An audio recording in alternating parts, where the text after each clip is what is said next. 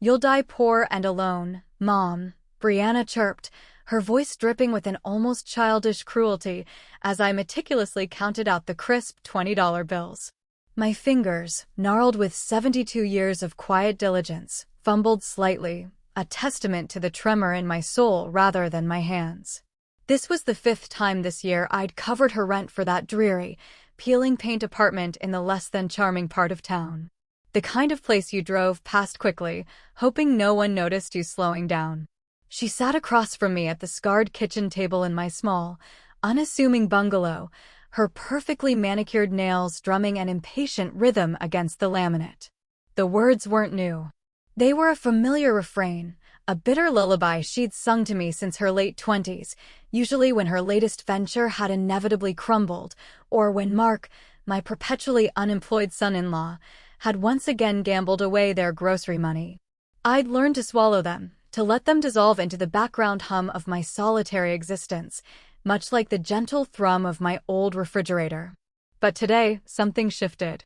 Perhaps it was the way the late afternoon sun slanted through the grimy window, highlighting the dust motes dancing in the air, or perhaps it was the fresh burn of disappointment that settled in my chest, heavy as a stone. Or maybe, just maybe, I'd simply run out of space for them to land. "Are you listening, Mom?" she pressed, a sharp edge to her tone. "I'm just telling you for your own good. You keep giving away all your money, and what will you have left? Nothing. And Mark and I can't be expected to take care of you forever. We have our own lives. My own life." The irony was a bitter taste on my tongue. For decades, my life had been defined by theirs. First, by my late husband's expectations, then by Brianna's endless needs. My small pension, the modest inheritance from a forgotten aunt, it had all, piece by agonizing piece, been siphoned off. A new car for Mark's non-existent job search. Clothes for Brianna's interviews that never materialized. School supplies for grandchildren I rarely saw, yet whose existence was often weaponized against me. "Don't you want your grandchildren to have a good education, Mom?" I looked at the bills fanned out on the table. 60% of my monthly income, gone in an instant, not for sustenance or true need, but for a lifestyle they felt entitled to, a debt they insisted I owed.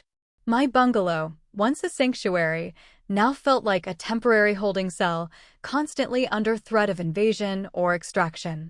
The faded floral wallpaper, the worn armchair where I used to read, the scent of lavender from my tiny garden, none of it felt truly mine anymore. It was all conditional, always subject to their demands. A memory flickered, sharp and unexpected. A much younger me, vibrant, with hands stained with paint, sketching designs in a dusty attic, dreaming of a grand, sun-filled studio.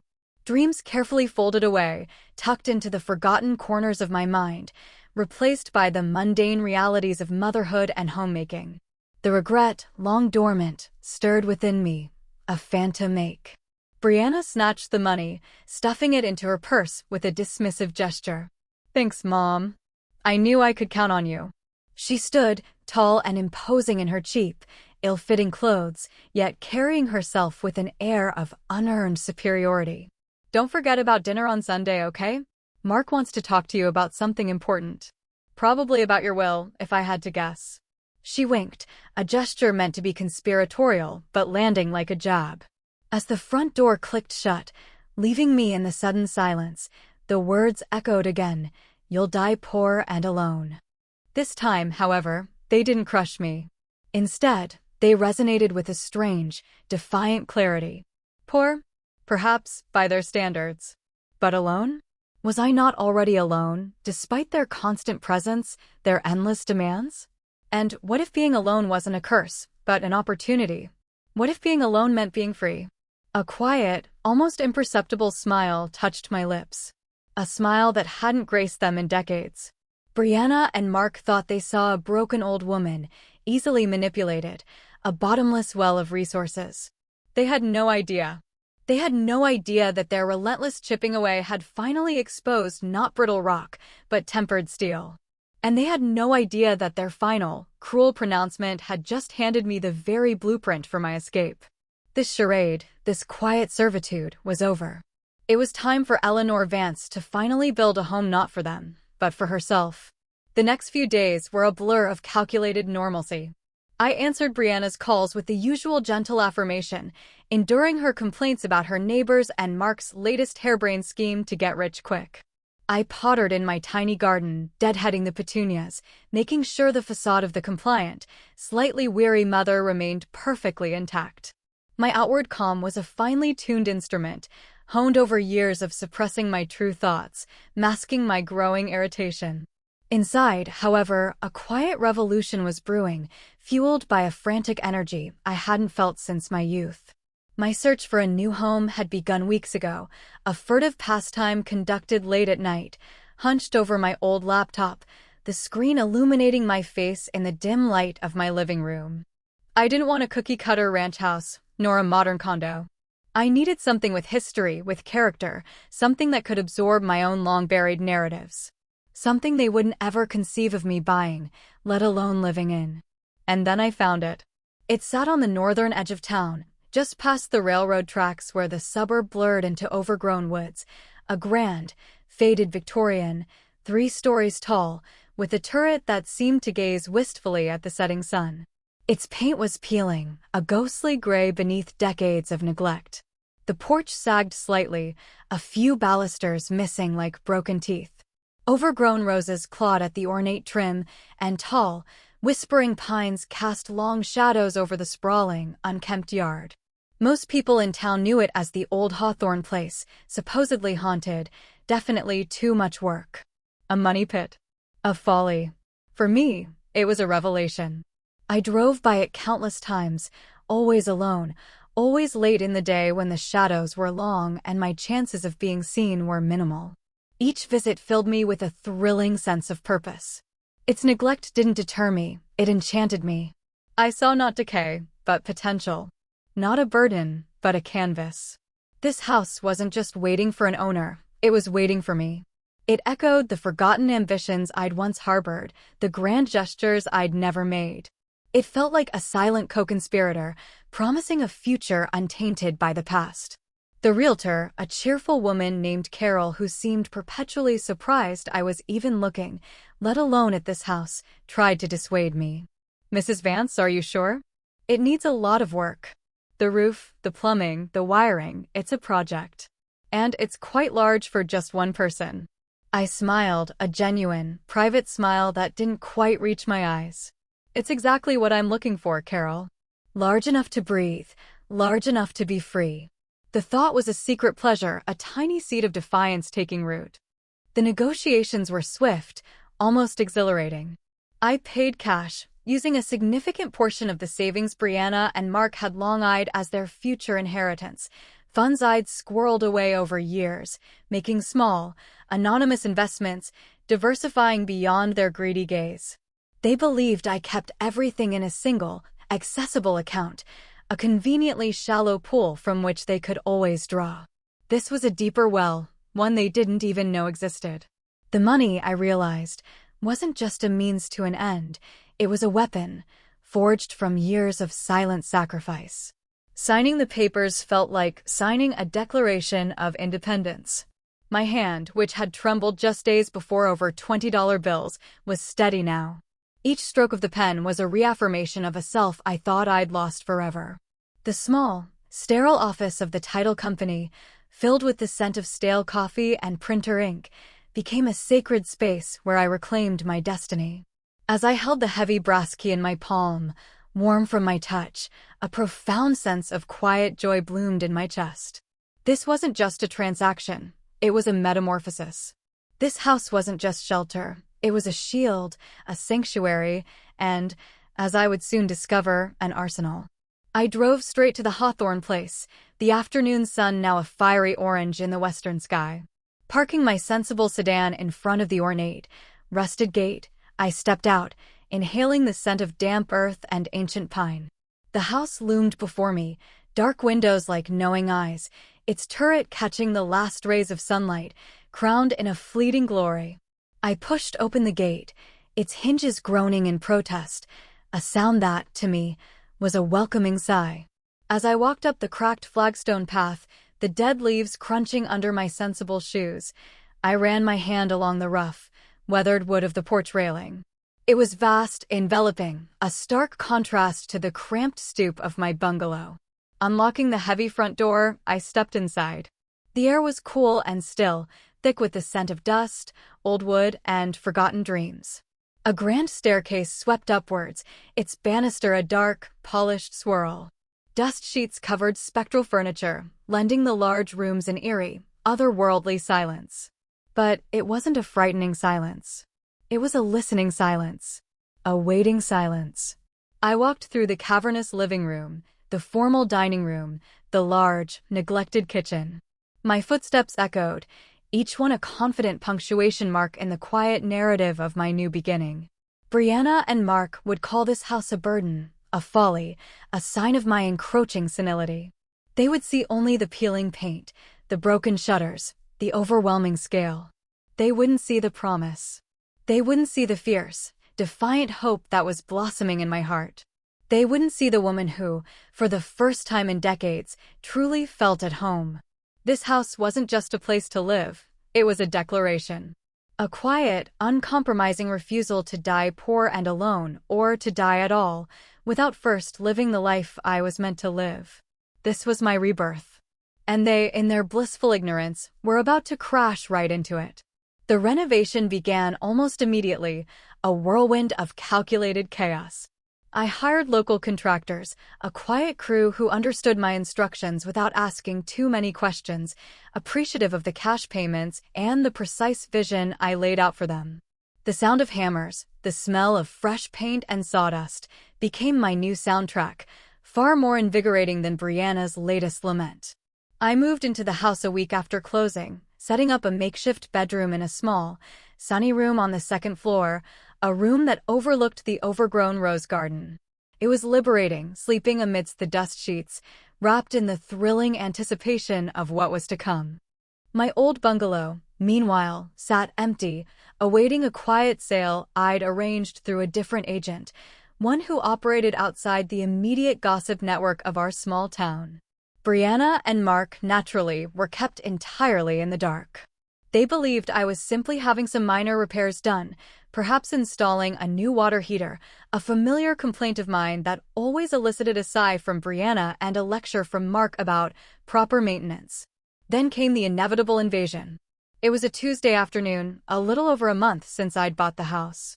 I was in the library, a vast room with built-in bookshelves reaching to the ceiling, meticulously dusting off the ornate mantelpiece, imagining it filled with books on art and history, not just dusty cobwebs. I heard the crunch of tires on the gravel driveway, a sound too familiar for comfort. My heart gave a tiny lurch, a ghost of old fear, quickly replaced by a cold, steady resolve. The doorbell, a grand, theatrical chime, echoed through the cavernous house. I smoothed down my practical work trousers and, taking a deep, fortifying breath, went to answer it. There stood Mark, a smirk already plastered across his face, hands shoved into the pockets of his perpetually rumpled cargo shorts. Beside him, Brianna, her expression a mix of bewilderment and budding indignation. Their eyes, wide with a blend of shock and recognition, swept over the grand facade of the house, the neatly trimmed lawn. I'd hired a landscaper last week, the scaffolding peeking out from the side where the roof was being repaired. "Mom?" Brianna's voice was high-pitched, incredulous. What is this?" Mark, ever the opportunist, pushed past her, already striding onto the porch. "Holy moly, Eleanor. You bought the Hawthorne place? I thought you were just fixing up your old bungalow." He turned, his eyes gleaming with a predatory glint. Wow. This is something else." I offered them a placid smile, one I'd practiced in the mirror, a smile that conveyed a grandmotherly warmth, but held nothing in reserve. "Yes, dear. I decided I needed a change. My bungalow was getting a bit small for me." Brianna's jaw dropped. "Small? Mom, you live alone. And this is a mansion. Where did you even get the money? You're always telling me you're barely getting by." Her voice climbed several octaves, betraying a deep sense of betrayal, not for me, but for her perceived loss. "Oh, well, I had some savings tucked away," I demurred, waving a dismissive hand. from your father's old insurance policy and a few careful investments over the years. Nothing you need to worry your pretty head about, dear. A lie, of course, but one she was likely to believe, given her penchant for self-deception. Mark, meanwhile, was already inside, his heavy boots echoing on the newly polished hardwood floors in the entryway. He ignored the protective plastic sheets draped over the staircase, peering into the living room, his brow furrowed in calculation. This is massive. Absolutely massive. Brianna, look at this place. Imagine the kids running around here. Finally, a decent yard for them. He turned back to me, his smirk widening. So, Eleanor, where's our room? We can help you out with this place. You're too old to handle a whole mansion on your own. My smile remained fixed. Oh, I'm perfectly capable, Mark. And there are plenty of rooms, of course. But they're all mine.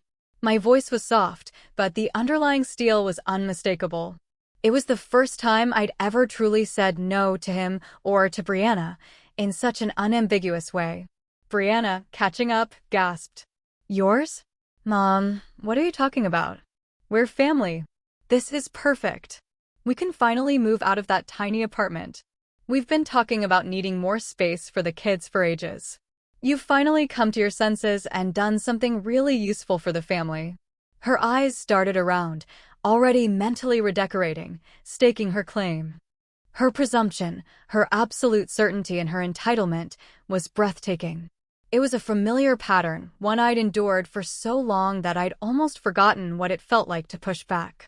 But today, the feeling was exhilarating. I simply smiled. A slow, almost imperceptible smile that didn't quite reach my eyes. It was the smile of a predator who had just lured its prey into a carefully constructed trap.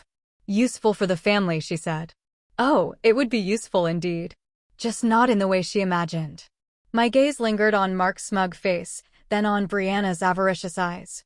They were so busy calculating their future gains, they missed the subtle shift in my posture, the unwavering steadiness in my gaze. They missed the glint of ancient resolve in my eyes. Without breaking eye contact, I reached into the pocket of my work trousers. My fingers closed around my phone, already unlocked. My thumb hovered over the contact labeled, simply, Judge. It was a number I'd kept hidden for decades, tucked away in the deepest recesses of my mind, and now, finally, saved under a deceptive pseudonym. It was a number that connected me to a life I'd thought long buried, a chapter I'd meticulously erased. A life before wife and mother, before Brianna and Mark. A life where Eleanor Vance had been a different kind of woman altogether. A woman who knew how to fight. A woman who knew how to win. And without a word, I silently pressed call. The phone rang twice, a strangely archaic sound in the grand, half-renovated house, before a crisp, measured voice answered. Jones. To whom am I speaking? The voice was deep, resonant, carrying the weight of decades spent navigating the labyrinthine corridors of law and human folly. Hello, Mr. Jones. It's Eleanor Vance. My own voice, surprisingly steady, felt both alien and intimately familiar as I uttered the name. It had been nearly 40 years since I'd last spoken it aloud in connection to him, or the world he represented. There was a beat of silence on the other end, long enough for me to hear Mark and Brianna's muffled conversation from the living room, already squabbling over who would get the master bedroom. Then, a soft chuckle, tinged with genuine surprise. Eleanor. Well, I'll be. I'd almost given you up for lost. Or perhaps, retired to a life of quiet anonymity, as you always said you would.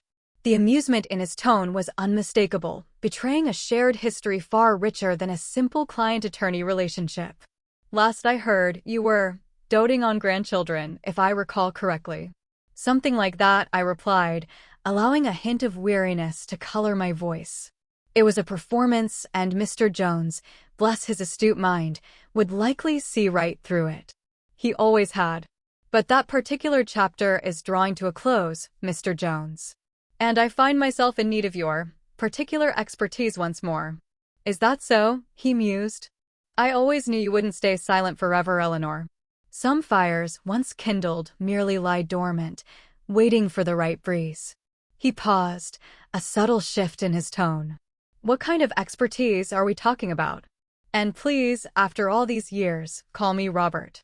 My lips curved into a genuine smile this time, a small, private moment of connection that was both comforting and bracing. Robert, then. I need to draw up some rather specific legal documents. Documents that will ensure the absolute, unassailable control of my assets, particularly this new property, remains solely with me. And that said, assets cannot, under any circumstances, be contested, inherited, or otherwise claimed by certain familial parties, either now or after my passing. Another brief silence. Then a low whistle. Straight to the point, as always. No preamble, no how do you do's. Just the surgical strike. I expected nothing less, Eleanor. This sounds like a preemptive declaration of war. More of a declaration of independence, Robert, I corrected gently, glancing towards the living room, where Brianna's voice was now rising in volume. They believe they're entitled to everything I have, and frankly, everything I am. I've tolerated it for far too long. Now, I intend to reclaim what's mine. And by familial parties, I assume you mean your daughter and son-in-law? Robert's voice was devoid of judgment, merely stating a fact. He'd seen far worse, heard far more convoluted tales of family discord in his long career. Precisely, I confirmed. They're currently exploring what they believe will be their new home as we speak. A dry chuckle emanated from the phone. Well, that saves us the trouble of explaining the situation. Excellent. Tell me, Eleanor, are we talking about a simple will, a trust, or something a little more creatively impenetrable? Creatively impenetrable, if you please, I said, relishing the phrase. I want to establish a living trust, with myself as the primary beneficiary and trustee, of course. But with very specific, and I mean very specific, conditions for any future distributions or beneficiaries. And I want to explore the option of creating a foundation, or perhaps a small, private endowment, linked to this property. Something that would make it virtually impossible for them to claim ownership, or even benefit from its sale, should they ever attempt to challenge my decisions. A charitable trust, perhaps? Robert suggested. Or a private foundation dedicated to, what precisely? I paused, my gaze sweeping over the grand, empty space of the entryway, then upwards to the soaring ceiling. To forgotten dreams, Robert. To second chances. To the pursuit of beauty that has been put aside. I'm still working out the specifics, but it will be something that reflects my true passions, not just my perceived obligations. Ah, he said, a note of understanding in his voice. I see. So, the dormant fire is indeed raging. Good. I always did admire your resolve, Eleanor. Even when it meant going against popular opinion. He let the implication hang in the air, a silent acknowledgement of my past. Indeed, I agreed. When can we meet? I have all the property deeds, financial statements, and a detailed list of assets ready. As if you wouldn't, he scoffed good-naturedly. Let's say tomorrow morning, 9 a.m., my office. We'll map out the entire strategy. This sounds like it could be quite an interesting case. It will be, I promised, my eyes now fixed on the living room archway, from which Mark's voice was now loudly proclaiming, this would make a great home theater, Brianna. Think of the screen size. And one more thing, Robert, I added, my voice dropping to a conspiratorial whisper, even though they were too absorbed in their own greed to hear. I want this handled with absolute discretion. No leaks. No warning. Not until the ink is dry and the trap is sprung. Consider it done, Eleanor. My lips are sealed, and my legal team is notoriously efficient at discretion. Welcome back to the fight. I hung up, a profound sense of exhilaration coursing through me. The call had been short, precise, and utterly transformative. Robert Jones was more than just a lawyer. He was a relic from a different era of my life, a time when I had been strong, decisive, and unapologetically ambitious. He was a mirror reflecting the woman I used to be, and the woman I was determined to become again. I walked into the living room, where Brianna was now gesturing wildly at the fireplace, debating paint colors with Mark. Mom, this fireplace is ghastly. We'll have to paint it white, definitely. And the walls here. I'm thinking a nice grayish. What do you think? I smiled, that same placid, unreadable smile. Whatever you like, dear. Whatever you like. Inside, my mind was racing, already calculating the next moves, the meticulous details of a plan that was now taking on a life of its own. My first strike had landed. The game was officially afoot.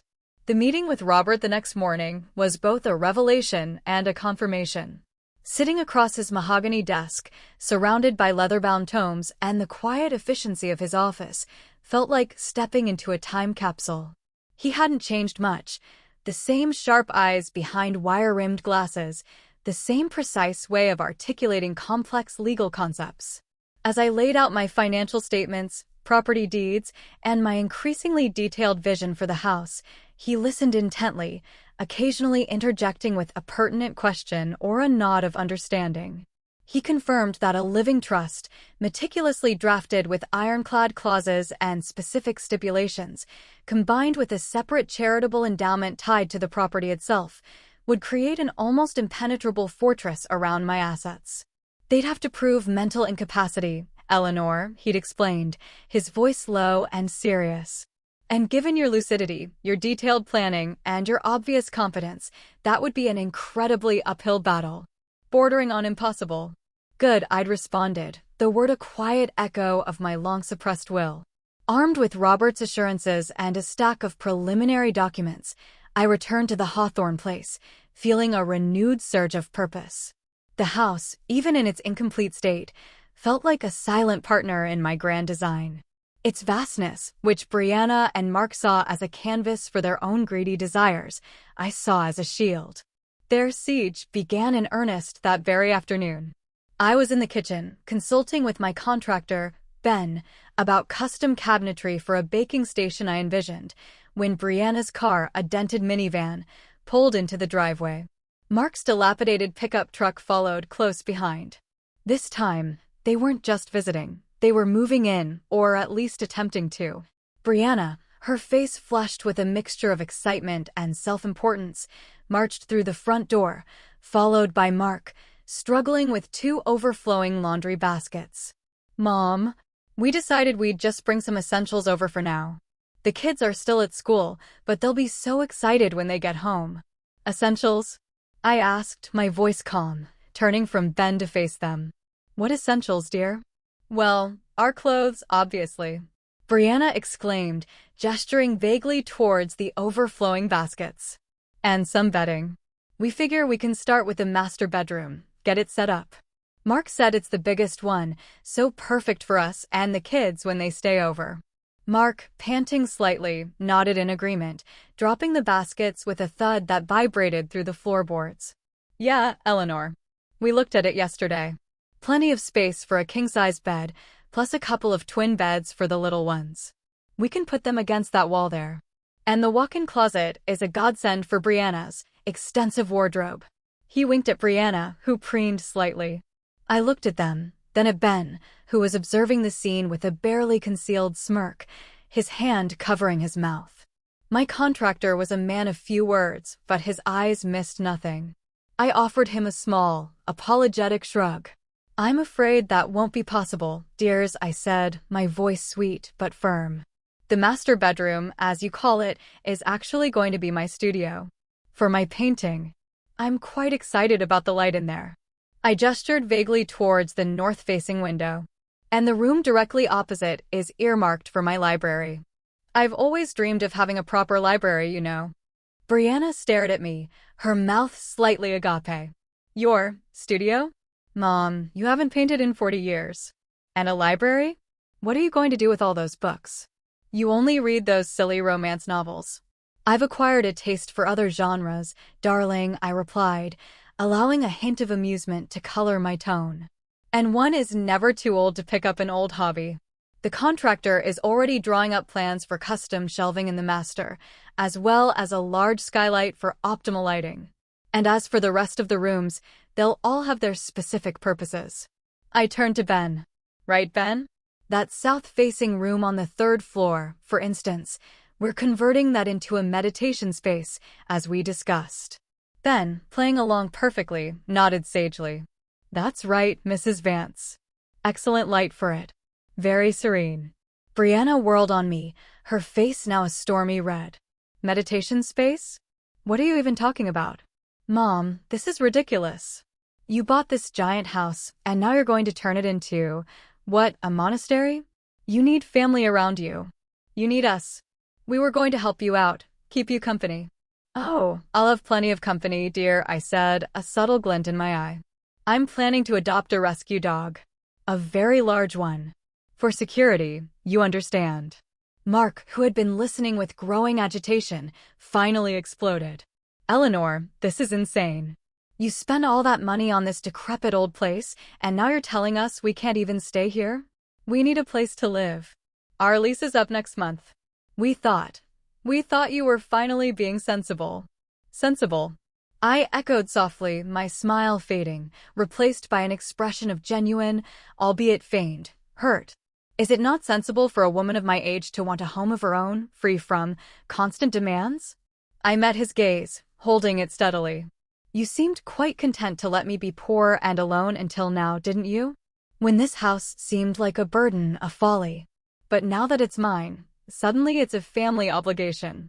A cold silence descended upon the entryway, broken only by the distant whirring of a power tool from upstairs. Brianna and Mark exchanged furious glances. They had been exposed, their naked greed laid bare, and they didn't like it. Not one bit. We'll talk about this later, Mom, Brianna finally managed, her voice tight with suppressed fury. When you've had a chance to calm down and think clearly. Oh, I'm thinking very clearly, dear, I assured her. More clearly than I have in years. They retreated, hauling their laundry baskets back to Mark's truck, their argument now a frustrated murmur. As their vehicle sped off, spitting gravel from the driveway, Ben looked at me, a flicker of admiration in his usually impassive eyes. Quite a woman, Mrs. Vance, he said, a ghost of a smile playing on his lips. They won't be giving up easily, though. Not with a house like this. I know, Ben, I replied, turning back to the kitchen plans, a steely glint in my eye. But neither will I. This house isn't just a project. It's my declaration of war. And I intend to win. The siege had begun. And for the first time in what felt like a lifetime, I was ready to fight. The departure of Brianna and Mark, though temporary, left a palpable shift in the air. The house, freed from their avaricious gaze, seemed to sigh in relief.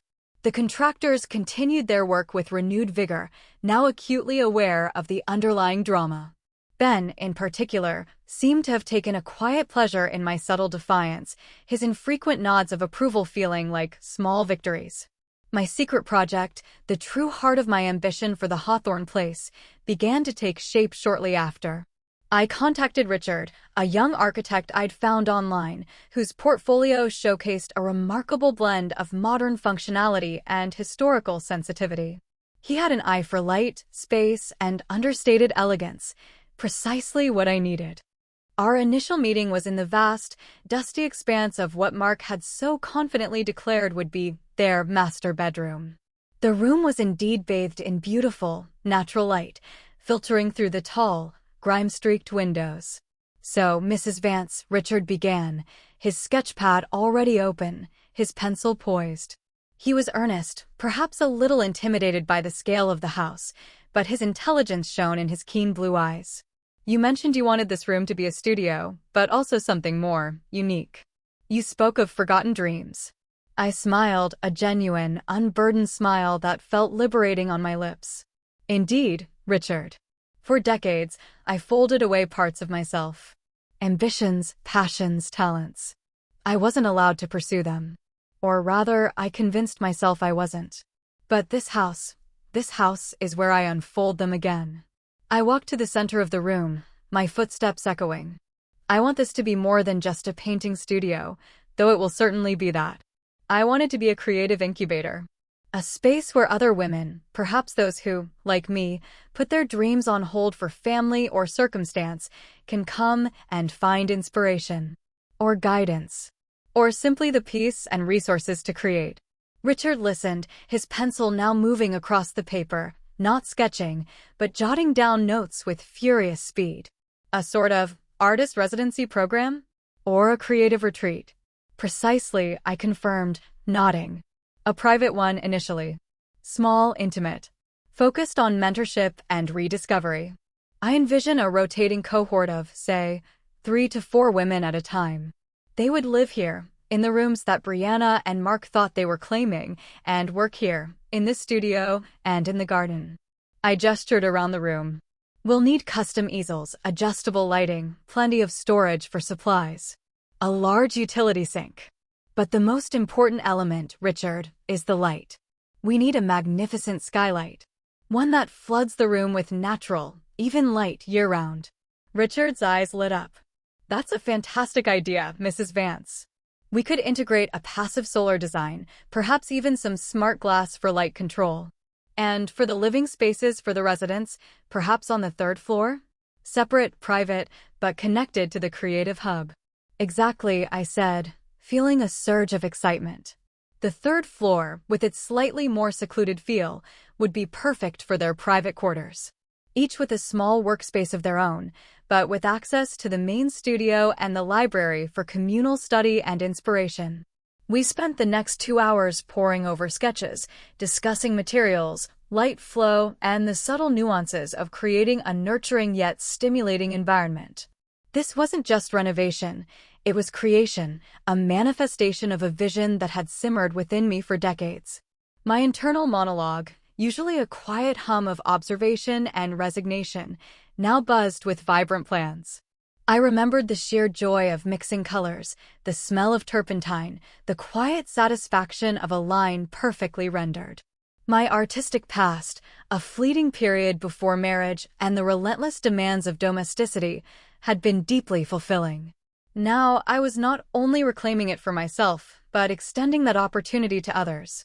The irony of using the very spaces Brianna and Mark had so brazenly claimed for their own self-serving purposes, to foster something so utterly antithetical to their values, was a delicious private joke. While they envisioned a noisy, cluttered, child-dominated space, I was planning a sanctuary of quiet reflection and focused artistic endeavor. Over the next few weeks, the secret project began to take physical form. Richard's blueprints were transformed into tangible changes. A large section of the master bedroom's ceiling was opened up, letting in a glorious flood of sunlight. Walls were reinforced for hanging heavy art, and specialized lighting tracks were installed. The 3rd floor bedrooms, once dusty storage spaces, were stripped bare, ready to be transformed into simple yet elegant living quarters. Brianna and Mark continued their sporadic, unwanted visits. They would arrive unannounced, usually with some thinly veiled accusation about my sanity or my wasteful spending, and try to assert their presence. "Mom, what is all this scaffolding for?" Brianna demanded one afternoon, eyeing the gaping hole in the roof with suspicion. "Are you seriously building a glass ceiling? For what? To stare at the stars? You'll catch your death of cold." "For light, dear," I replied, calmly inspecting a sample of wood stain. "Optimal light for my creative pursuits." "Creative pursuits?" Mark scoffed. "What, are you taking up needlepoint now? This is ridiculous, Eleanor. You're throwing away good money. Money that could be helping us." I simply smiled, that secret, knowing smile. "I'm helping myself, Mark. And perhaps, in time, I'll be helping others.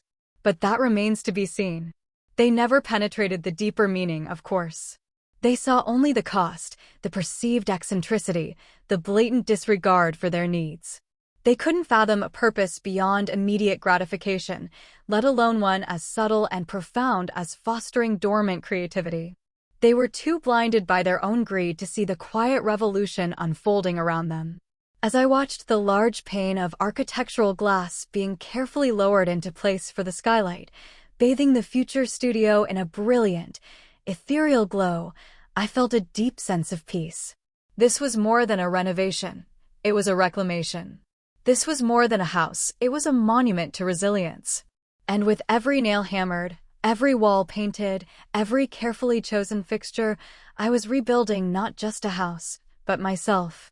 The poor and alone woman they envisioned was gone, replaced by someone stronger, wiser, and infinitely more determined.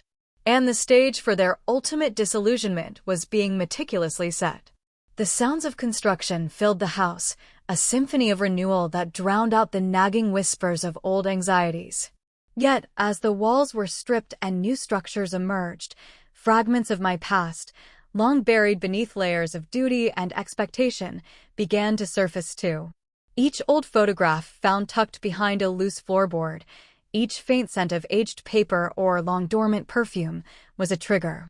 One evening, after the contractors had left and the twilight bathed the future studio in a soft, reflective glow from the newly installed skylight, I found myself drawn to a forgotten trunk in the attic. It was an old steamer trunk, made of worn leather and studded with brass, a relic from a time before my marriage to Arthur, Brianna's father. Its lock was rusted, but with a firm tug, it sprang open. Inside, nestled beneath yellowed lace and faded linens, lay a treasure trove of my youth. There were sketchbooks, filled with charcoal studies of faces and landscapes, vibrant watercolors of sun-drenched European villages, and audacious oil paintings that pulsed with a raw, untamed energy. My fingers traced the bold strokes, the confident lines, and a pang of bittersweet regret pierced me. These weren't the silly romance novels Brianna dismissed. This was the language of my soul. I found letters, too, tied with a faded blue ribbon. Correspondence from an art school in Paris, offering me a scholarship. Letters from a gallery owner in New York, expressing interest in my early work. And letters from a young, passionate architect named Julian, whose dreams had mirrored mine, whose eyes had seen the world with the same vibrant intensity. He had wanted to travel, to build, to create a life of artistic exploration. I had wanted that too. Then, one letter from Julian stood out, its paper thinner, its ink slightly smudged. Dated just weeks before my hurried marriage to Arthur. Eleanor, don't do it. Don't let them box you in. Your spirit is too vast for such a small cage. Your talent, your vision, it's meant for more than domesticity. Come with me. Let's create our own world. I remembered the conversation that followed. My mother, stern and pragmatic, warning me against the folly of an artistic life. Arthur, stable and kind, offering security and a clear path. The societal pressures of the late 60s and early 70s, which whispered that a woman's true fulfillment lay in marriage and motherhood.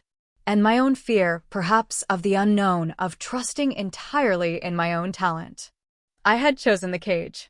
A comfortable, gilded cage, but a cage nonetheless. I married Arthur, gave up the scholarship, and the dream of Paris faded into the background. Julian, I later heard, had gone on to become a celebrated architect, his bold, innovative designs gracing city skylines. He had created his world. And I had created Brianna. The regret was a sharp, physical ache. I hadn't resented Brianna, not truly. I had loved her, cherished her. But I had also poured every ounce of my frustrated creative energy into her, hoping she would carry the torch I had extinguished. I'd encouraged her painting, her poetry, her music. But Brianna had inherited none of my passion, only my mother's pragmatism and a hefty dose of entitlement. My dreams, projected onto her, had curdled into her own shallow demands. This house, this grand, dilapidated Victorian, was an echo of Julian's philosophy. It was a space to create, to inspire, to defy convention. It was a second chance, not just for me, but for the women I hoped to bring here. It was a reclamation of the self I had sacrificed on the altar of sensibility and duty. As I sifted through the old photographs, a faint, sepia-toned image caught my eye. Me at 20, standing proudly beside Julian, in front of a sprawling, half-finished mural. My hair was wild, my eyes blazing with a fierce, independent spirit. I looked nothing like the meek, unassuming woman Brianna believed me to be. The woman in that photograph stared back at me, a silent challenge. "You are still here," she seemed to say. "Don't you dare forget her again." The memories, once painful, now fueled my resolve. The sacrifices I had made, the dreams I had abandoned, they would not be in vain. They would become the foundation of something new, something lasting. This house would be a testament to the resilience of the human spirit, a beacon for those who dared to rekindle their own dormant fires. I folded the letters and carefully placed them back in the trunk. The sketchbooks, however, I pulled out. They would find a place of honor in my new studio, not as relics of a past that might have been, but as inspiration for a future that would be. The ache in my chest had not entirely subsided, but it was now laced with a steely determination. I had lived a life for others, fulfilling obligations that were not truly my own. But no more. The woman who had given up her art, her love, her dreams was finally, defiantly, taking them back. And Brianna and Mark, in their relentless pursuit of my perceived wealth, were merely providing the final, crucial push. They were helping me become the woman I was always meant to be. As the weeks turned into a new month, the Hawthorne place slowly shed its skin of neglect. The exterior paint gleamed a rich, deep sage green with cream trim, the ornate details of the Victorian architecture brought back to life. The roof was repaired, the sagging porch reinforced, and the windows, once blind and dirty, sparkled, inviting the sunlight in. Inside, the first floor was nearing completion, its rooms filled with a fresh, clean scent, a stark contrast to the stale air of its past. Brianna and Mark's visits, however, grew more frequent and increasingly aggressive. Their initial shock had morphed into a desperate, furious campaign to reclaim what they believed was rightfully theirs. They saw the transformation of the house not as my triumph, but as a direct affront to their entitlement. One particularly fraught afternoon, I was in the newly renovated kitchen, a dream of warm wood, gleaming stainless steel, and a large central island, testing out the new oven. The aroma of rosemary and roasted vegetables filled the air. Brianna burst in, her face red, followed by a glowering Mark. "Mom, do you know what Mark just found out?" she shrieked, waving her phone like a weapon. "Your old bungalow. It's on the market. Listed for sale. How could you? That was our childhood home. You're selling it behind my back." I calmly adjusted the temperature on the oven. "Yes, dear. I sold it last week. Closed on it yesterday, actually. I couldn't very well maintain two properties, could I? But that was supposed to be mine." Brianna wailed, stomping her foot like a petulant child. When you passed on, it was supposed to come to me. And now you've just sold it for cash? What are you doing with all this money? You're clearly losing your mind." Mark stepped forward, his expression menacing. "Eleanor, let's be straight here. Where's that money going? Because from the look of this place, you're sinking it all into some ridiculous fantasy. You owe us an explanation. You owe Brianna her inheritance." I turned to face them, wiping my hands on a pristine tea towel. My voice, when it came, was devoid of emotion, a flat, even tone that always unnerved them more than anger. "I owe you nothing, Brianna. And I certainly owe Mark nothing. My bungalow, my money, my choice. But you promised." Brianna cried, tears welling in her eyes, a classic manipulative tactic. "You always said you'd take care of me. You always said everything would be mine." "I said I would help you, Brianna. Which I have done for decades, to my detriment. And to my knowledge, I never put anything in writing promising you a specific inheritance before I was gone. Did I?" I looked at Mark, challenging him directly. "Did you see such a document, Mark? Because if so, I'd be very interested in seeing it myself." Mark stammered, caught off guard. "Well, no, but it was understood. Common sense. A mother looks after her child. And a child," I countered, my voice gaining a quiet intensity, "looks after her mother. Or at least doesn't leech off her. Common sense, indeed." Brianna, seeing her tears weren't working, switched tactics to thinly veiled threats. "You know, Mom, people talk in this town. An old woman, suddenly buying a giant, expensive house, spending all her money, acting strangely. Some might say you're not capable of managing your own affairs. What would the authorities say about that, I wonder?" My blood ran cold for a moment, then a slow, controlled heat replaced it. This was a clear attempt to declare me mentally incompetent, a last-ditch effort to seize control. "Are you threatening me, Brianna?" "I'm just saying, Mom, for your own good," she insisted, a brittle edge to her voice. "We're worried about you. Who's looking out for your best interests?" I stated simply, but with an unwavering certainty that shook them. "And I have legal counsel who will confirm that I am of sound mind and fully capable of managing my affairs." In fact, they're helping me establish a rather comprehensive estate plan that leaves very little room for speculation. I could see the flicker of alarm in Mark's eyes. They were clearly unprepared for my newfound resilience, for the sudden emergence of a woman who wasn't afraid to fight back. Later that week, I had a brief, furtive conversation with my old friend, Doris, over a cup of tea. Doris, with her sensible shoes and even more sensible advice, had been my one confidant over the years, listening to my laments about Brianna with a sympathetic ear and an occasional, well-aimed for heaven's sake, Eleanor, stand up for yourself. They're really turning the screws on you, aren't they? Doris observed, stirring her tea. Trying to strong-arm you. I saw Brianna's face the other day when she drove by. She looked like she wanted to set the house on fire. Worse, Doris, I sighed, a genuine note of weariness escaping me.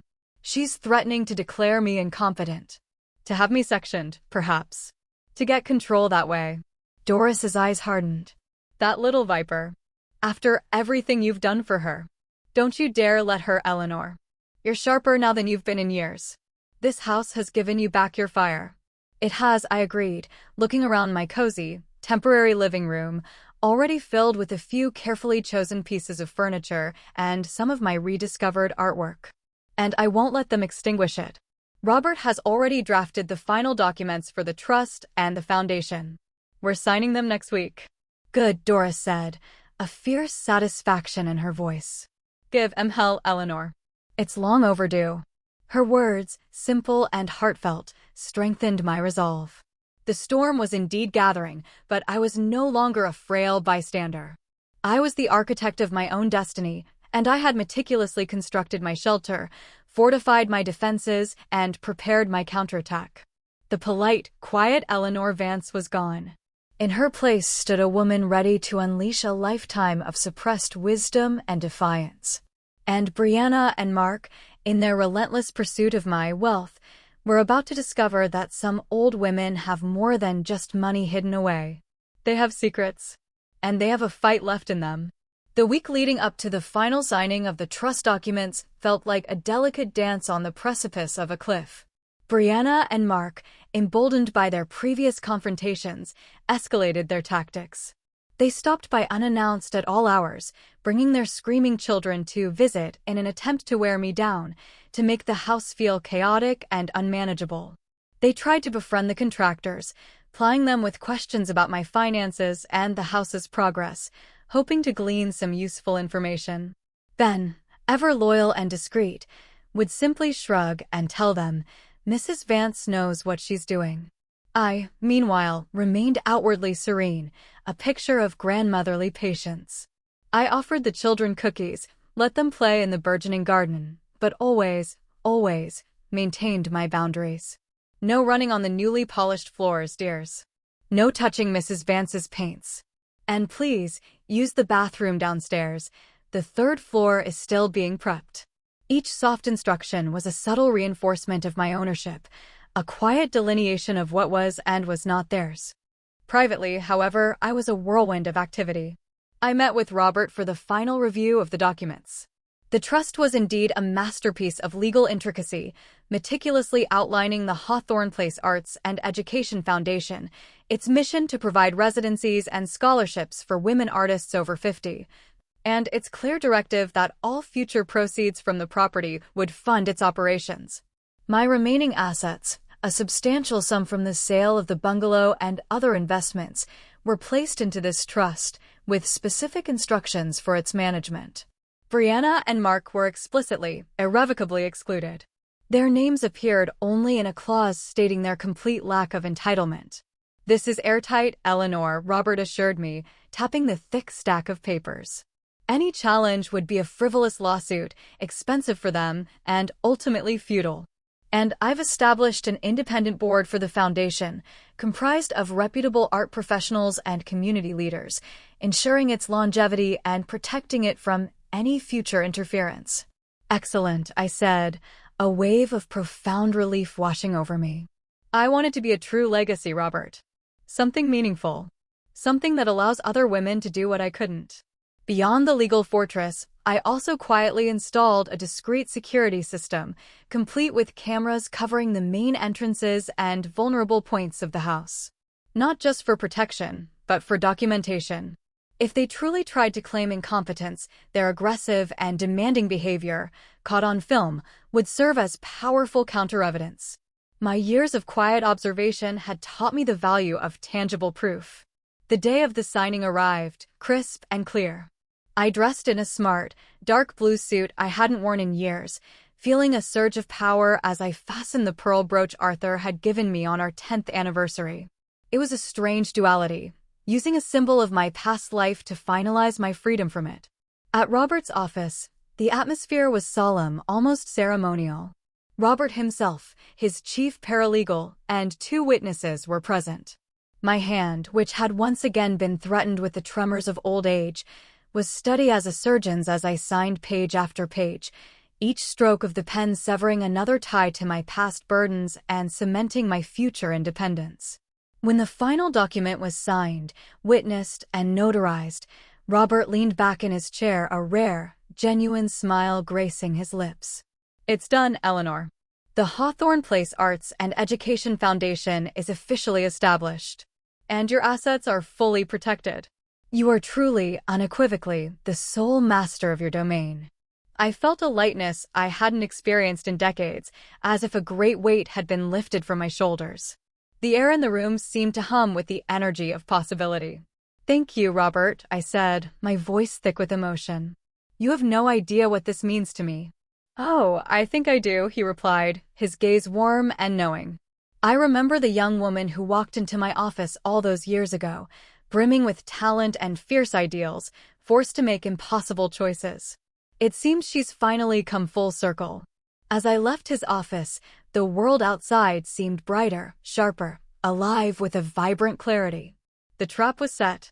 Now, all that remained was for the final act to play out. That evening, I sent Brianna and Mark a simple text message. "Dinner at the house this Saturday. 7 p.m. Important news to share. No warm invitations, no soft enticements. Just a direct, almost imperious command." I knew it would sting, would ignite their curiosity and their predictable greed. They would assume I was finally ready to capitulate, to offer them the keys to my kingdom. They had no idea that they were walking straight into the most carefully constructed and utterly inescapable trap of my entire life. And I, Eleanor Vance, the woman they thought would die poor and alone, was about to unleash a lifetime of quiet resilience and unyielding resolve. The storm was coming, but this time I was holding the lightning. The days leading up to Saturday were filled with an almost unbearable tension, a charged quietude before the inevitable explosion. Brianna and Mark, true to form, responded to my terse invitation with a flurry of texts and calls. Brianna, alternating between overly sweet inquiries about my health and thinly veiled demands for clarification, tried to pry details from me. Mark, typically more blunt, simply asked, "So, are you finally coming to your senses about the house, Eleanor? You know it's too much for you." I answered none of their calls, responded to none of their messages. My silence was a new weapon, one I wielded with deliberate precision. It confused them, frustrated them, and, I hoped, made them desperate for Saturday's important news. They would envision me, defeated, offering them a share of the house, a piece of my wealth. Their greed would be the bait. I spent the time putting the finishing touches on the main living areas.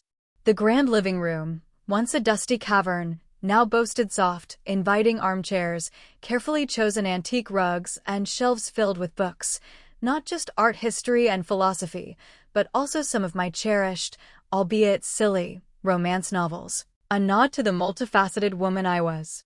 The formal dining room was set with my finest china, which Brianna had always dismissed as old-fashioned. Candles, carefully arranged, promised an atmosphere of quiet elegance. I also met with Ben and Richard one last time. Ben received his final payment, a generous bonus included, and I thanked him for his loyalty and his craftsmanship. "The house is a masterpiece, Ben," I told him, a lump forming in my throat. "Thank you for helping me bring it to life." Richard and I discussed the final stages of the artist residency program. He was already working on the promotional materials, refining the application process, and reaching out to potential mentors. The first cohort of residents was slated to arrive in 6 weeks. "It's going to be extraordinary, Mrs. Vance," he said, his enthusiasm infectious. "A true haven for artists." "It will be," I agreed, looking around the bright, spacious studio, its skylight illuminating every corner. Something born of my own forgotten dreams, and a catalyst for others to realize theirs. Doris, bless her steadfast heart, called me Friday evening. "How are you holding up, Eleanor? Ready for the big showdown?" "As ready as I'll ever be, Doris," I chuckled, though there was a tremor in my voice. "It's strange. Part of me is terrified, but another part is exhilarated. Like a stage performer before a grand finale." "Just remember who you are, Eleanor," she advised. "The woman who took on the city council over that zoning dispute and won. The woman who stood up to that dreadful school principal when he tried to expel Arthur Jr. for something he didn't do. You've always had a backbone, even when you let others bend it. Don't you forget that." Her words were a comforting balm, strengthening my resolve. I had indeed fought battles before, though in a much quieter, less personal arena. This time, the stakes were higher, the opponents more intimately known. Saturday arrived. The weather was unusually mild for early autumn, the air crisp and clear. I spent the morning preparing a simple but elegant meal: roasted chicken, fresh vegetables from a local farm, a light lemon tart for dessert. It was a meal designed to project an image of effortless grace, a deliberate contrast to the chaos and demands they brought. As I set the table, my gaze fell upon the family photographs I had carefully arranged on the mantelpiece. Pictures of Arthur and me, young and hopeful. Of Brianna as a baby, then a child, innocent and full of promise. Of my grandchildren, their faces beaming. A pang of genuine sorrow, not for myself, but for the relationships that had been twisted and broken by avarice, settled in my heart. I hadn't wanted it to come to this, but they had left me no choice. At precisely 6:58 p.m., the familiar sound of Brianna's minivan and Mark's truck crunching on the gravel driveway filled the quiet evening. I stood in the entryway, bathed in the soft glow of the chandelier, my hands clasped loosely in front of me. I wore a simple, elegant dress, my hair neatly pinned, a slight smile playing on my lips. The doorbell chimed, that grand, theatrical sound that now felt like a fanfare for battle. I took a deep breath, steadied myself, and opened the door. Brianna stood there, bundled in a thick, unflattering coat, her expression a mix of forced cheerfulness and barely concealed expectation. Mark, ever the crude one, pushed past her, his eyes immediately sweeping over the transformed entryway, the gleaming floors, the art on the walls. Well, Eleanor," he drawled, his voice thick with unearned triumph. "Looks like you've finally put this old place in order. For us, I suppose." He winked, a gesture that made my stomach churn. Brianna, meanwhile, took in my composed appearance, the elegant setting, her eyes narrowing slightly. "Mom, you look nice. What's all this for? A special occasion?" "You could say that, dear," I replied, my smile unwavering. "A very special occasion indeed." I stepped aside, gesturing them in. "Please come in. Dinner is almost ready. And then we'll talk." They stepped into the house, their footsteps echoing a hollow cadence on the polished floors. They looked around, their eyes darting from the renovated details to the carefully chosen furnishings, their avarice practically radiating from them. They saw a woman finally ready to surrender, a house ripe for the taking. They had no idea that they had just walked into their final, devastating lesson. And I, Eleanor Vance, the quiet, unassuming mother, was about to deliver it. The last chance for civility had passed. The storm was about to break. The dining room, once a shadowy expanse of neglect, now glowed with a soft, inviting warmth. The antique mahogany table, carefully restored, gleamed under the candlelight, reflecting the crystal glasses and polished silverware. I had arranged a modest bouquet of late-season roses from my garden as a centerpiece. It was an atmosphere designed for intimacy, for serious conversation, for a family, if we had still been one. Brianna and Mark, however, seemed oblivious to the subtle beauty. Their eyes, wide and predatory, scanned the room, cataloging every expensive detail, every piece of art on the newly painted walls, every glimmer of fine china. They settled into their seats, not with gratitude, but with an air of entitlement, as if this feast, this entire house, were merely their overdue due. "This is quite the spread, Mom," Mark observed, not a compliment, but a statement laced with suspicion. "What's the occasion?" "Celebrating getting your head straight." Brianna giggled, a brittle sound that grated on my nerves. "I told you, Mark, Mom's finally realized she needs us. She's probably going to offer us a wing of the house, or maybe just hand over the deed." "Right, Mom?" She gave me a conspiratorial wink. I poured them each a glass of iced tea, my movements calm and deliberate. "We'll discuss everything after dinner, dears. Let's enjoy the meal first." My voice was even, betraying nothing of the maelstrom brewing within me. The meal passed in a strained quietude, punctuated only by Brianna's incessant chattering about their financial woes and Mark's increasingly crude jokes. I ate little, observing them, my mind a steel trap, reviewing every clause of the trust, every detail of the Foundation's mission. They were so consumed by their own narratives of victimhood and entitlement that they failed to notice the subtle shift in my demeanor, the unshakable resolve in my eyes. They had mistaken my silence for weakness, my patience for surrender. When the last bite of lemon tart was politely declined by Mark, who claimed he needed something meatier, I cleared the table myself, declining Brianna's half-hearted offer to help. The moment had arrived. I led them into the living room, a space that now felt utterly, powerfully mine. The soft lamplight illuminated the carefully chosen artwork, the bookshelves filled with stories, the cozy seating arrangement. On the coffee table, I had placed a single, leather-bound folder. "The documents." "Please sit," I said, gesturing to the armchairs. I took my place on the sofa, directly opposite them, my posture straight, my hands clasped in my lap. I took a deep breath, and for the first time in my life, I truly felt the power of my own voice, unburdened by fear or obligation. "Brianna, Mark," I began, my voice clear and strong, without a trace of the old fragility. "You are quite right. There is important news to share tonight. And it concerns this house and my future and, indirectly, yours." Brianna leaned forward, her eyes gleaming with anticipation. Mark crossed his arms, a smug look on his face. "Finally. Took you long enough, Eleanor. So, are we talking about the East Wing or the West Wing? Because I'm telling you, Brianna wants that room with the balcony. Great view." My smile, this time, was cold. "Neither, Mark. You see, this house, the Hawthorne Place, is no longer solely my private residence. It has become something much grander. It is now the official home of the Hawthorne Place Arts and Education Foundation."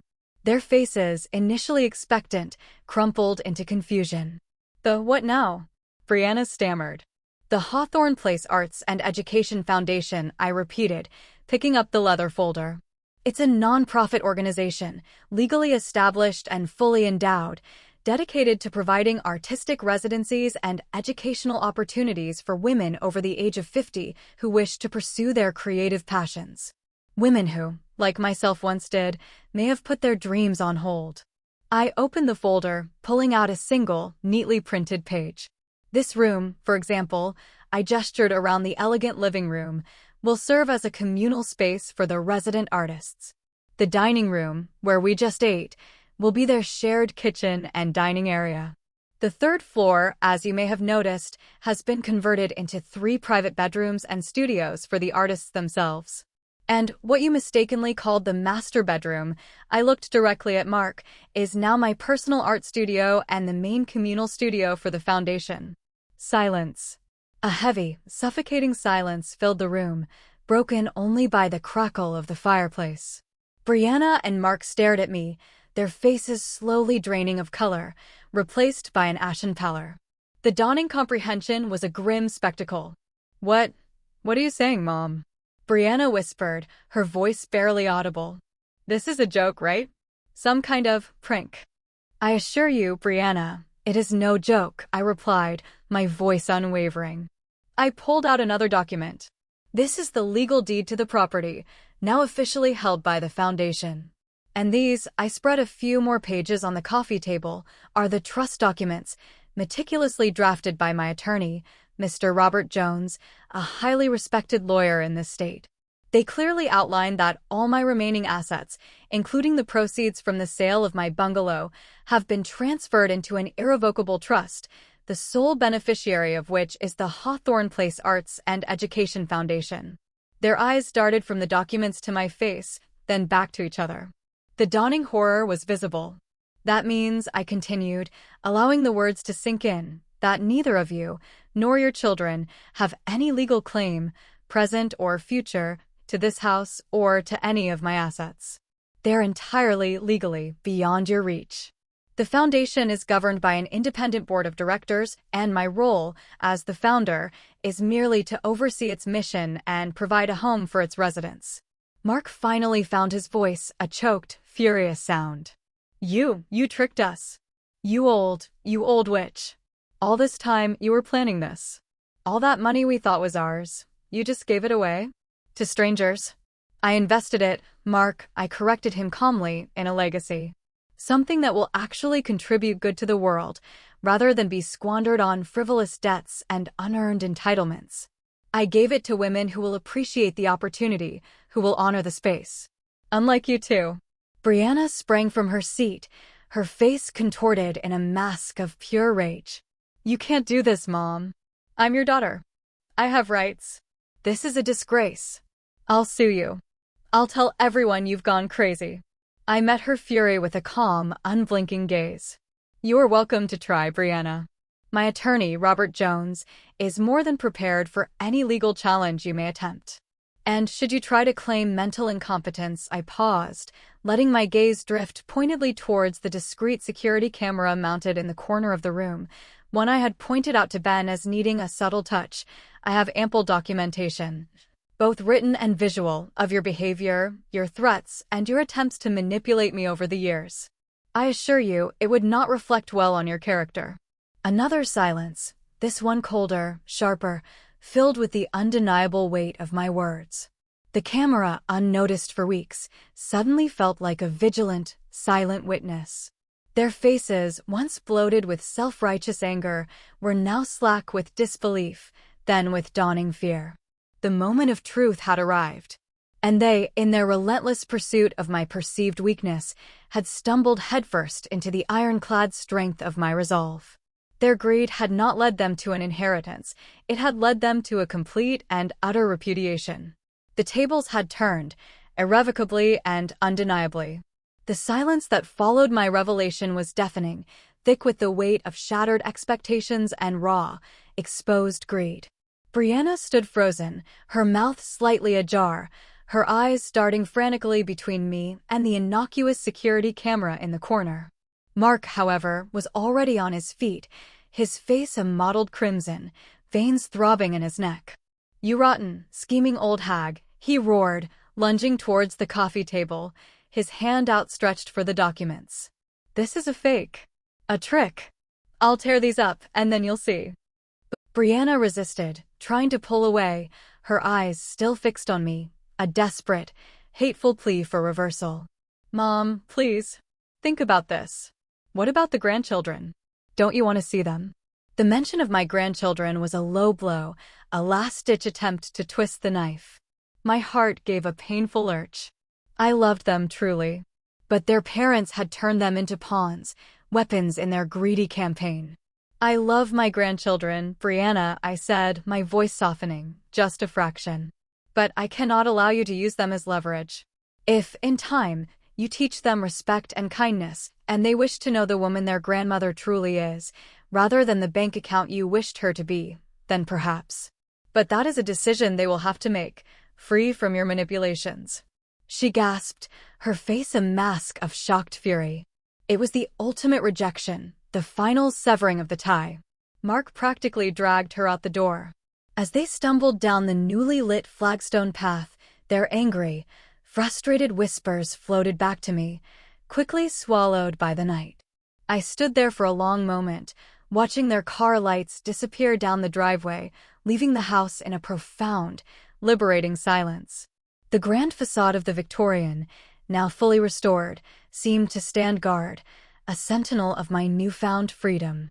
A single tear traced a path down my cheek, not of regret for my decision, but for the bittersweet end of a relationship that had, for so long, defined my pain.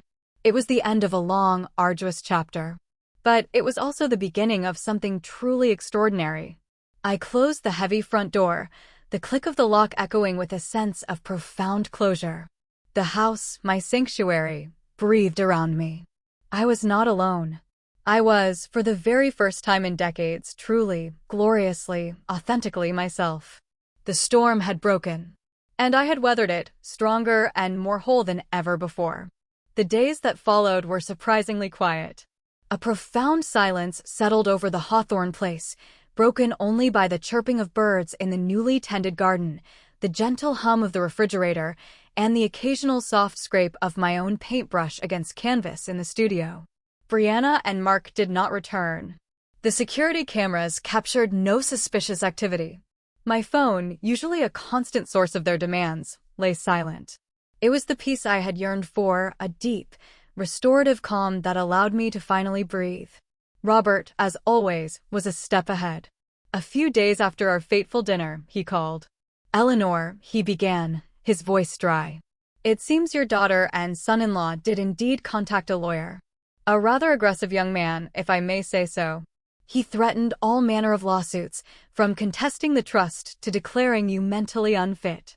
I simply sent him a copy of the fully executed trust documents, along with a discreet note detailing your very recent psychiatric evaluation, which, as you know, found you to be of exemplary mental acuity, and a copy of the transcript of your conversation with them that evening, courtesy of your excellent security system." I chuckled, a genuine, unburdened laugh. "The camera was a good touch, then?" "A brilliant touch, Eleanor.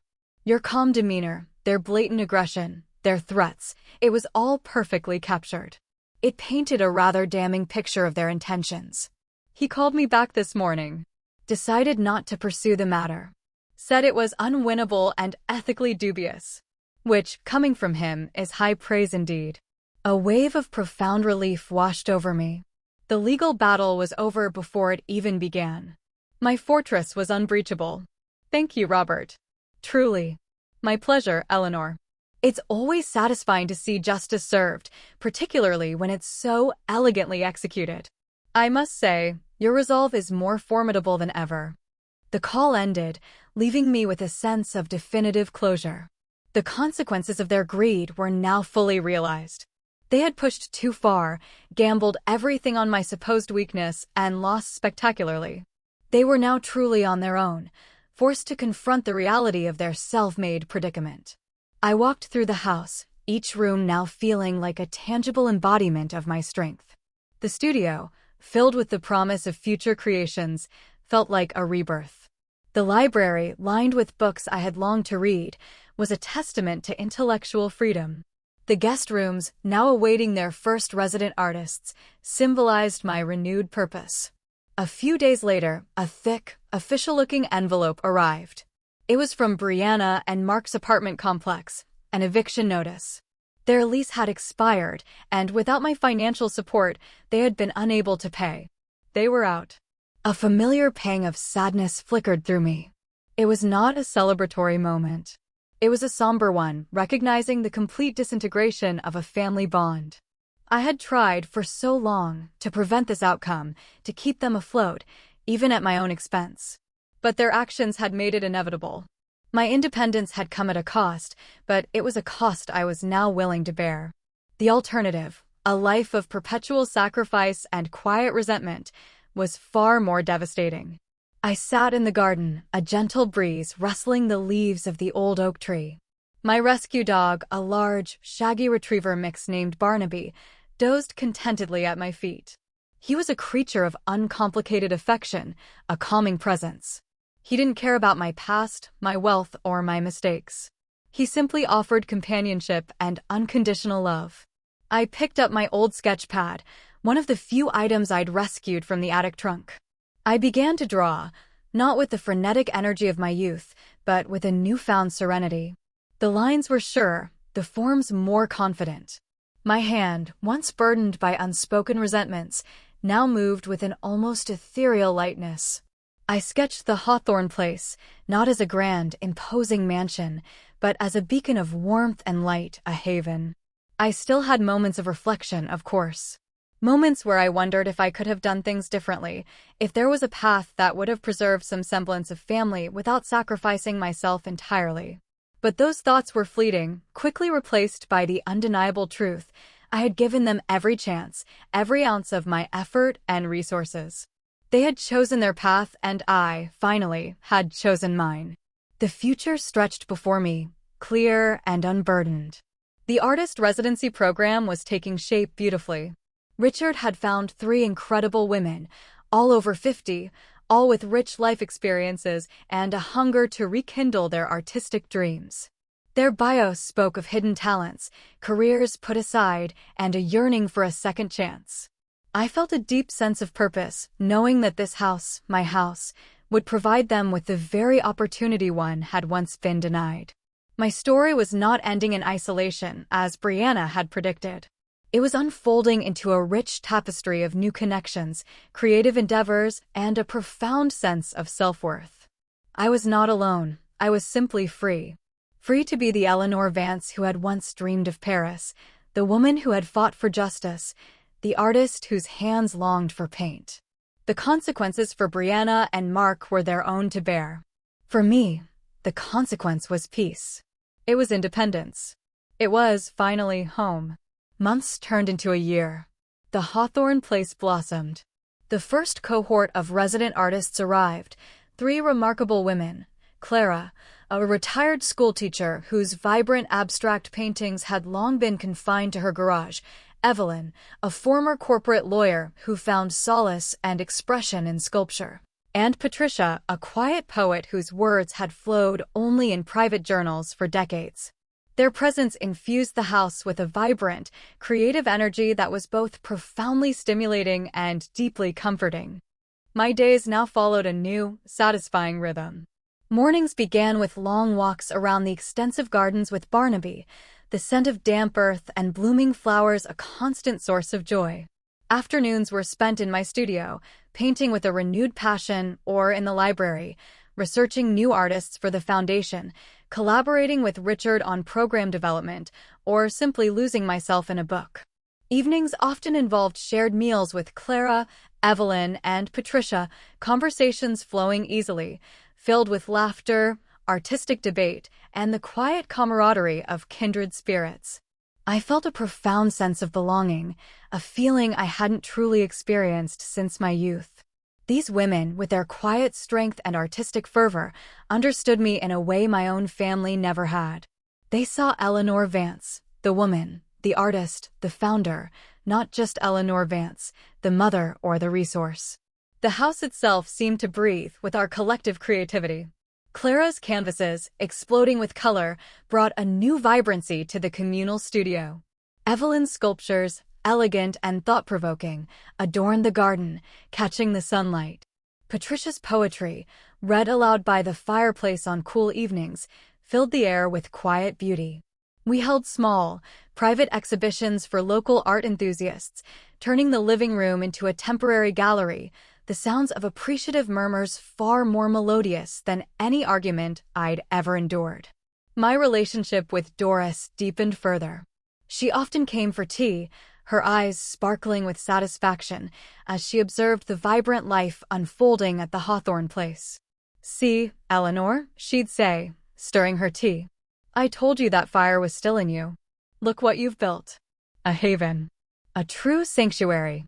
"It is, Doris," I'd respond, a warmth spreading through me. And for the first time, it truly feels like home. Brianna and Mark became ghosts of a past life.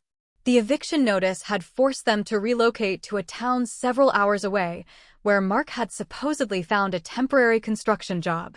I heard sporadic updates from Doris, who had heard from mutual acquaintances. Their situation remained precarious, their resentment festering. Brianna occasionally sent me aggressive, guilt-tripping letters, or once a long, rambling email filled with accusations and self-pity. Each time I read them, acknowledged the pain they tried to inflict, and then quietly deleted the email or tossed the letter into the fire, a symbolic release of their lingering hold. The grandchildren, however, were a different matter.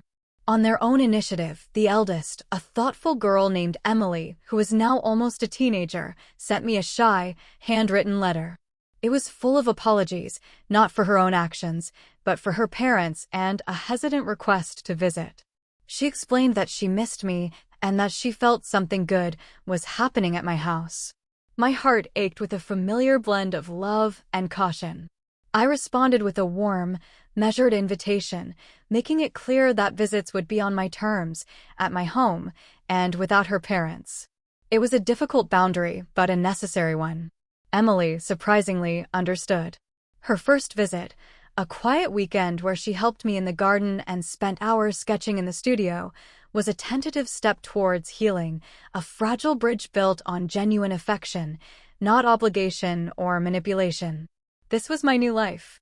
It was not one of traditional family gatherings or endless compromises. It was a life built on self-respect, purpose, and the deliberate creation of a community that nurtured creativity and independence.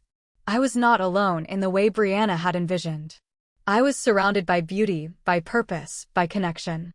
I had chosen my companions, chosen my path, and in doing so, had finally become the author of my own narrative. The quiet, unassuming elderly woman they had known was gone. In her place stood Eleanor Vance, founder, artist, mentor, a woman who had dared to reclaim her dreams, not just for herself, but for others. The Hawthorne Place, once a symbol of neglect, was now a vibrant testament to second chances, a beacon of creativity, and, for me, a deeply personal monument to resilience and self-determination. The future, once a dim, uncertain road, now stretched before me, clear and brightly lit, filled with the promise of more art, more wisdom, and more life. Years folded into one another, each one deepening the roots of the Hawthorne Place Arts and Education Foundation and solidifying Eleanor Vance's place within it. The foundation thrived, attracting a steady stream of talented women artists from across the country, all seeking the sanctuary and inspiration it offered. The house, once a dusty monument to forgotten splendor, now pulsed with life, with the scent of oil paint and freshly brewed coffee, the murmur of creative conversation, and the soft strains of classical music drifting from the studio. Eleanor, now well into her 80s, carried her age with a grace that spoke of quiet strength rather than frailty. Her silver hair was often dusted with paint, her hands, still gnarled, moved with a steady purpose, whether tending her prolific rose garden or deftly sketching in her private studio. She was no longer just the founder, she was the matriarch, the wise elder, a living embodiment of the foundation's mission.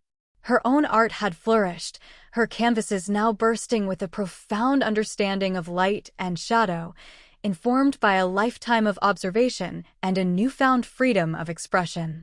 She often joked that she was finally producing the work she'd meant to create half a century ago. Emily, my eldest granddaughter, became a frequent visitor, developing into a thoughtful, empathetic young woman. She was now in college, studying art history, and her visits were no longer shy requests, but eager explorations of the house's artistic community. She developed a deep bond with the resident artists, absorbing their stories and their wisdom, and often sat for hours in my studio, watching me paint, asking questions that truly sought understanding. She saw me not as a grandmother who provided, but as a woman who created, who inspired. This fragile bridge of connection, built on shared passion and mutual respect, became one of Eleanor's greatest joys. The news of Brianna and Mark eventually faded into distant rumors. They had separated, their combined greed having finally consumed their strained marriage. Brianna had remarried, moved to another state, and, according to Doris, continued to struggle financially, never quite understanding that her problems stemmed from her own choices, not from my lack of provision. Mark's fate was even less clear, disappearing into the vast anonymity of the struggling working class. They remained unmoored, forever chasing the next unearned opportunity, their lives a stark contrast to the grounded, purposeful existence Eleanor had forged. One crisp autumn afternoon, similar to the one that had witnessed her final confrontation with Brianna and Mark, Eleanor sat on her newly rebuilt porch, Barnaby curled at her feet. She held a cup of chamomile tea, its warmth seeping into her hands. The air smelled of wood smoke and turning leaves, a comforting aroma. The sun, low in the sky, cast long, golden shadows across the meticulously tended lawn. She thought of Brianna's parting words, "You'll die poor and alone." The irony now was profound. She was far from poor, her assets now steward for a noble cause, continually growing to support the foundation. And she was certainly not alone. The house was filled with life, with art, with the quiet hum of shared purpose. She had a cherished granddaughter, a loyal friend, and a community of artists who admired and respected her. But perhaps, she mused, there was a deeper truth to Brianna's words, a truth that she had wrestled from its bitter context and transformed. She had died, in a way. The woman who had sacrificed her dreams, who had lived a life defined by others' expectations, who had tolerated disrespect and manipulation, that woman had indeed died. And in her place, a new Eleanor had emerged, born from the ashes of her old life, stronger, wiser, and more authentically herself than she had ever been. This was her true legacy, not just the magnificent house or the thriving foundation, but the profound inner transformation she had undergone. She had proven that age was not an end, but a catalyst for rediscovery. That independence, fiercely claimed, was the most precious of freedoms. And that a quiet life, seemingly ordinary, could be the perfect mask for an extraordinary revolution of the soul. Eleanor took a sip of her tea, the warmth a comforting presence. She looked at the setting sun, its vibrant colors painting the sky, then at the sturdy, welcoming facade of the Hawthorne place. It stood as a testament to her unyielding spirit, a beacon for forgotten dreams, and a monument to the quiet power of an old woman who finally dared to say, "No more." Her story wasn't just written, it was being lived, every single day, in vibrant, unapologetic color.